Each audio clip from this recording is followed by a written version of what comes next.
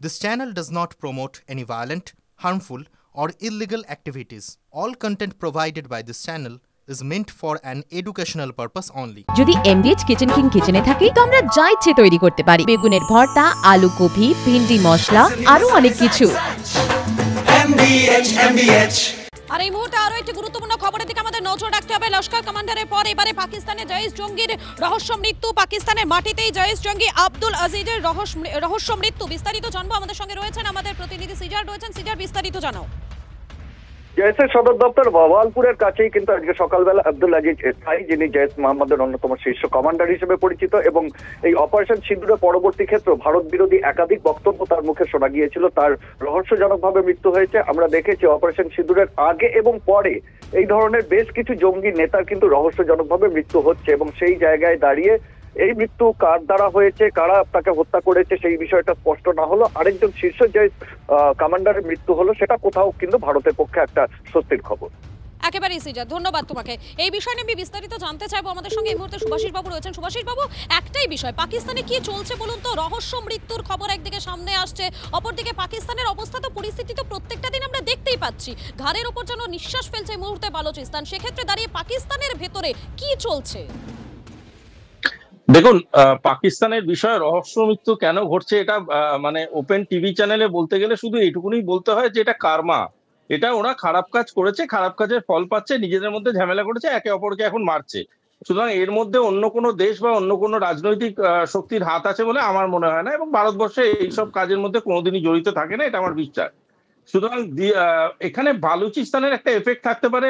খাইবার পাখতুনখোয়া এবং সিন্ধ বর্ডার, ওখানকার যারা গ্রুপস গুলো আছে তারা বরাবরই দেখা গেছে পুলিশ এবং আদার যারা অফিসিয়াল পদাধিকারী আছে তাদের উপরে আক্রমণ করেছে। সুতরাং সাধারণ বা সিভিলিয়ানদের উপরে আক্রমণ বা যে কোনো ইনসার্জেন্ট গ্রুপের উপরে আক্রমণ এটা কোনো নতুন কথা না পাকিস্তানে। সুতরাং এটা তাদের সিভিলিয়ানদের মধ্যেই প্রচুর আর্মস আছে এবং সেই আর্মস গুলো ইউসেজ হচ্ছে বিভিন্ন ক্ষেত্রে। যেটা বলা বাহুল্য, যেটা না বললেই নয়, সেটা হচ্ছে যে ওদের পলিটিক্যাল স্টেটাস এটাকে প্রোটেক্ট করতে পারছে না কেন, এবং যদি ওদের এটাই হচ্ছে সবথেকে বড় প্রশ্ন, যে কেন প্রোটেক্ট করা যাচ্ছে না, কি করছে এই মুহূর্তে পাকিস্তান, এটাই হচ্ছে সবথেকে বড় প্রশ্ন।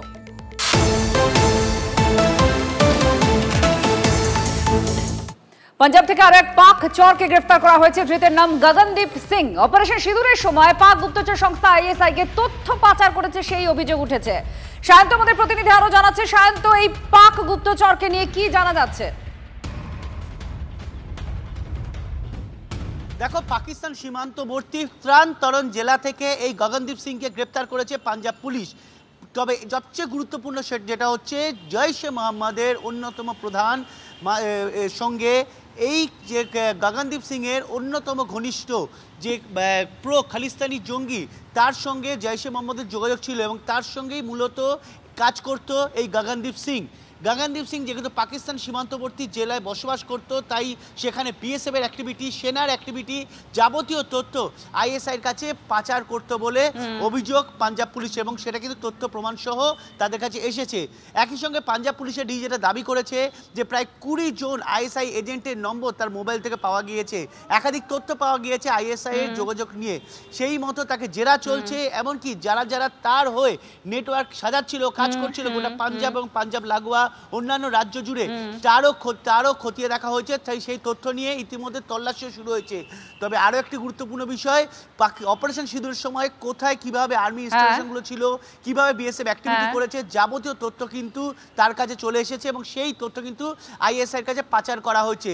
সেগুলি সন্ধান করার চেষ্টা করছেন গোয়েন্দারা। ধন্যবাদ আমাদের সঙ্গে থাকার জন্য। আর এই মুহূর্তে নজর রয়েছে গগনদীপ সিং এর উপরে, কারণ এর সঙ্গে খালিস্তানপন্থীরও যোগ রয়েছে, আর 20 জন আইএসআই এজেন্টের নাম্বারের ফোন থেকে পাওয়া গিয়েছে।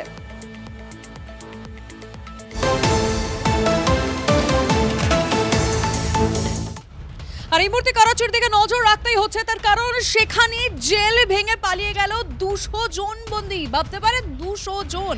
ভূমিকম্পের সময় সেই সমস্ত বন্দীদেরকে ব্যারাকের বাইরে আনা হয় সেফটির জন্য, ঠিক সেই সুযোগকে কাজে লাগিয়ে বেরিয়ে যায়, মানে পালিয়ে যায় বন্দীরা। আমি কথা বলতে চাইবো আমাদের রিপোর্টার সায়ন্ত ভট্টাচার্যের সঙ্গে। সায়ন্ত, মানে পাকিস্তানের পক্ষে কি বন্দীদের আটকে রাখাও সহজ, মানে সম্ভব হচ্ছে না? একদমই, দেখো পাকিস্তানের আভ্যন্তরীণ পরিস্থিতি এখন সেটাই দেখাচ্ছে বা সেটাই বলছে।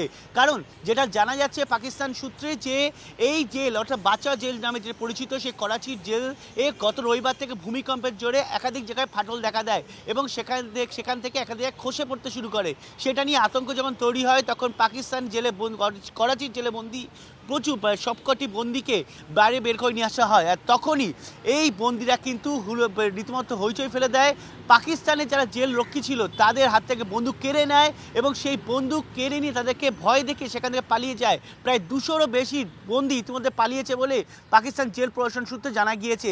তবে শুধু পালিয়েছে তা নয়, এমনকি তারা পাকিস্তানের করাচির যারা জেল রক্ষী তাদেরকে ভয় দেখানোর জন্য গুলিও চালিয়েছে।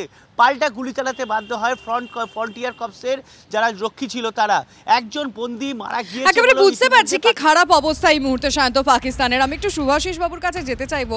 মানে সত্যি সুভাষিস বাবু হাসি পাচ্ছে, মানে যারা জঙ্গিদেরকে সাপোর্ট করে, জঙ্গিদেরকে নিরাপত্তা দেয়, সেই নিরাপত্তা রক্ষীরা বন্দীদেরকে রক্ষা করতে পারে না। দেখুন, ভারতবর্ষ অপারেশন সিন্দুরের মাধ্যমে ওদের যে ইউনিভার্সিটি অফ টেররিজমটা ভেঙে দিয়েছে, তারপরে ওরা পড়াশোনা করার জায়গা পাচ্ছে না, আপডেটেড থাকার জায়গা পাচ্ছে না যে কিভাবে তারা নিজেদের এই জঙ্গি বাঁচাও প্রোগ্রামটাকে আপডেট করবে।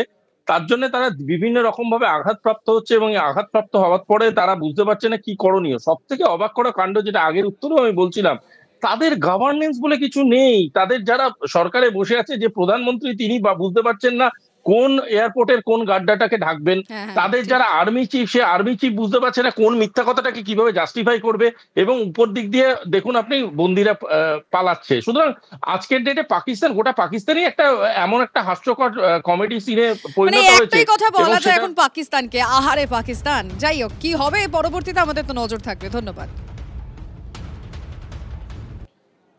এবার লস্কর কমান্ডারের সুরেই কথা পাক মন্ত্রীরও। লস্কর কমান্ডার সাইফুল্লাহ খালিদকে সমর্থন পাক মন্ত্রী মালিক আহমেদ খানের। কোনো তদন্ত ছাড়াই সাইফুল্লাহকে নাকি দোষী সাব্যস্ত করেছে ভারত।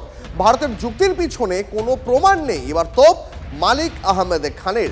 সাইফুল্লাহর জনসভাতেও অংশ নেন পাকিস্তানের মন্ত্রী।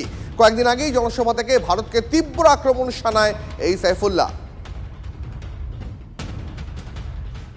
और अगर आपने एक परसेप्शन बना ली है और उस परसेप्शन में आप मुझे दहशतगर्दी का इल्ज़ाम बगैर तहकीक किए, बगैर इन्वेस्टिगेशन किए, आप इन्वेस्टिगेशन करते, तहकीक करते और तहकीक करने के बाद आप किसी को मोरद इल्ज़ाम ठहराते कि ये, आपने तो 2 दिन के अंदर अंदर उसकी FIR भी काटी।